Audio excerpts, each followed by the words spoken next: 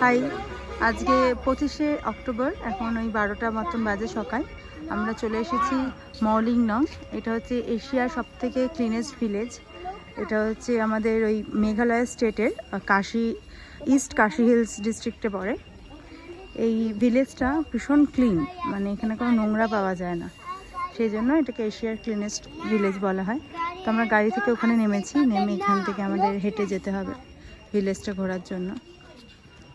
এই যে এখানে এরকম ফুড কর্নার করা আছে, এই যে জুড়ে দিয়ে হাঁটাচলা করছে, খুবই সুন্দর। এখান থেকে গাড়ি ওইখানেই দাঁড় করাতে হয়, ভেতরে এন্ট্রি নেই।